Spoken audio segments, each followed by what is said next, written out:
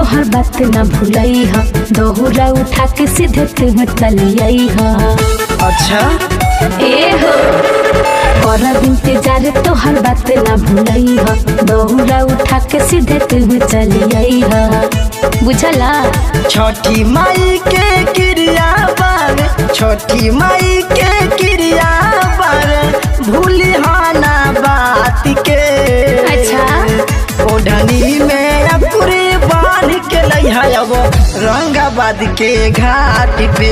ओढ़नी में अकुरी बांध के लइहा पीपरा के घाट पे। ऐसन बात बा।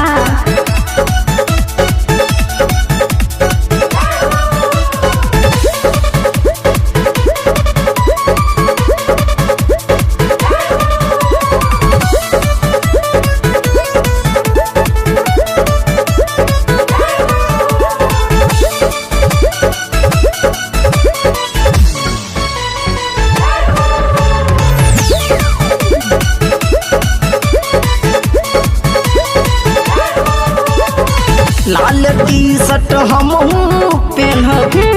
पेनिहालाल हो, परानी के जोड़ी सच बहुते बा कमाल हो। जा छठी मैया ऐसी जोड़ी बनैले रही है। ढेर जोनी चहक करे जा जाइल जाई धराई हो, हमारे फेर में रही हरदम मोसियात भाई हो। बगल में होके खड़ा हमरा, बगल में होके खड़ा हमरा भइली हाथ के।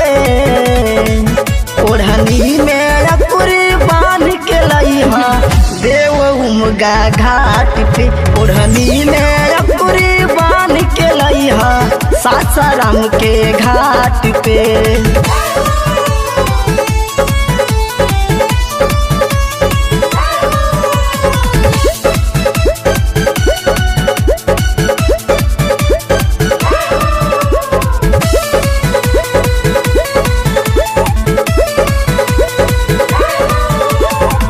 यही लगन में छठी मैया दी है बैंड बजवाई हो। सच आई बाबू के ले हम मनाई गर्जी तो हरे भाई हो। न भाई के समझा दी। अरे वो मान जाइए तोहसे दूर ना हम रह पाएब, हमसे दूर ना तुम हो। शादी सेट कहीं और होई तो लेहम जहर के सोई हो। सोनू मजाक उड़ावे हरदम, विनोद मजाक उड़ावे हरदम, बुझे न सुनिल जज्बात के। ओढ़नी में अकुरी बांध के लइहा छपरा के घाट पे। ओढ़नी में अकुरी बांध के लइहा आरा के घाट पे। कर इंतजार तोहर बात न भूलई ह, दोहरा उठा के सीधे तुम चलिए ह। बुझला छठी माई के क्रिया बारे, छठी माई के क्रिया बारे, भूली हाना बात के। अच्छा ओढ़नी में अकुरी बांध के लइहा अब रंगाबाद के घाट पे। ओढ़नी में अकुरी बांध के लइहा पीपरा के घाट पे। ऐसन बात बा।